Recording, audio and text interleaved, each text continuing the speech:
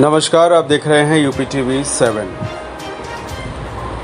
Samajwadi party Uttar Pradesh में सबसे बड़ी विपक्षी पार्टी है और विपक्षी पार्टी का मुख्य कार्य जनता से जुड़े मुद्दे जिन पर सरकार का ध्यान आकर्षित करना जरूरी है, उन मुद्दों को पुरजोर तरीके से उठाना है। कानपुर महानगर में समाजवादी पार्टी के विधायक अमिताभ वाजपेयी, इरफान सोलंकी, मोहम्मद हसन रूमी ने एकजुट होकर जनता से जुड़ी समस्याओं को उठाना शुरू कर दिया है। अभी हाल ही में सपा विधायकों ने पेयजल समस्या को लेकर जल संस्थान कार्यालय का घेराव किया था और अब पड़ रही भीषण गर्मी की वजह से लगातार अघोषित बिजली कटौती को लेकर कैस्को मुख्यालय पर सपा विधायकों ने धरना प्रदर्शन कर योगी सरकार का ध्यान आकर्षित करने का प्रयत्न किया। इस दौरान अमिताभ वाजपेयी और इरफान सोलंकी केंद्र और प्रदेश सरकार पर हमलावर दिखे। फिलहाल आप सुरक्षित रहिए और जुड़े रहिए यूपी टीवी 7 से। नमस्कार। मुर्दाबाद मुर्दाबाद। अरे रात में बच्चे रोते हैं, किसको एमडी सोते हैं। अरे रात में बच्चे रोते हैं, किसको एमडी सोते हैं। जो सरकार निकलनी है, जो सरकार निकलनी है, रात को बच्चे रोते हैं, रात को बच्चे सोते हैं, जो सरकार निकलनी है, वो सरकार बदलनी है और लड़ाई है।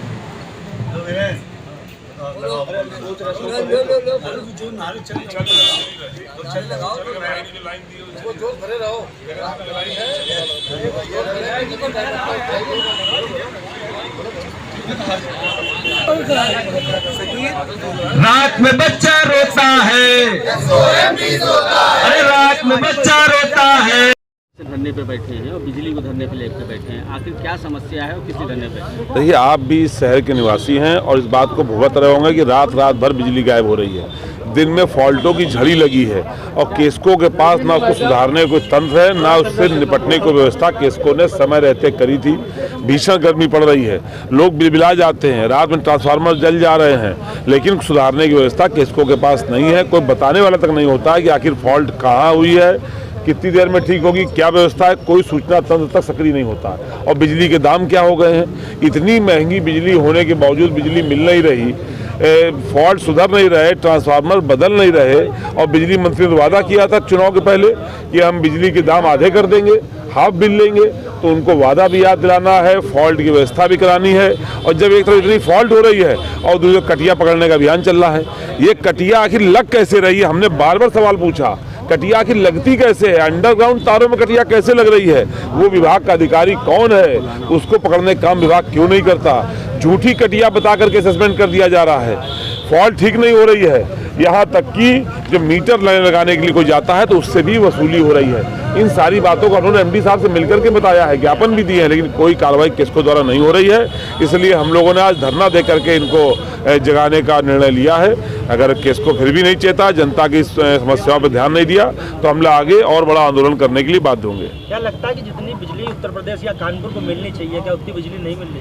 पिछले 5 साल में इस सरकार ने खोखले वादे करने के अलावा ठोस काम नहीं किया। कोई 5 साल में नए कारखाने का शिलान्यास उद्घाटन किया तो बता दीजिए। जो समाजवादी सरकार में कारखाने लगाए गए थे उनको भी लोग ठीक से चालू नहीं कर पाए, आज भी काम चल रहा है।